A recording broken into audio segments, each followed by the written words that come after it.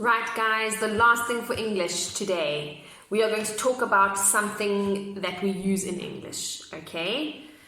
I want you to think about, let's talk about the weather. Let's talk about the weather. Okay, so, in the beginning of the year, there were some days that were a little bit cold. Just a little bit cold. Okay, now when we're getting into autumn, it's starting to get even a bit colder. It's a little bit colder. So it was cold, now it's getting colder, but it's moving into winter, which will be in about June and July. In winter, it's going to be the coldest time of the year. So it goes from cold, colder, coldest.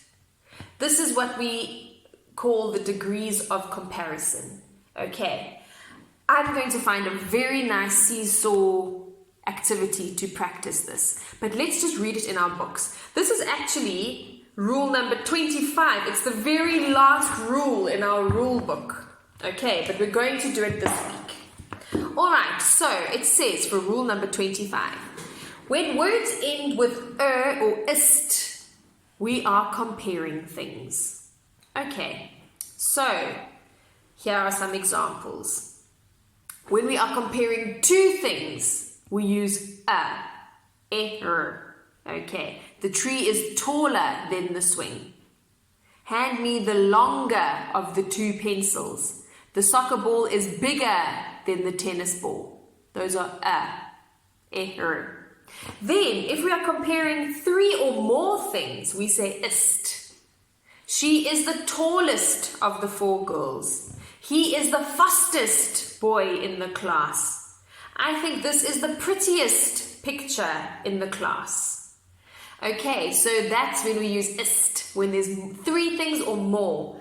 I'm going to find a really nice activity for us to do that talks about this. These are called the degrees of comparison. Don't worry about remembering what it's called. Let's just remember how to do it. Okay.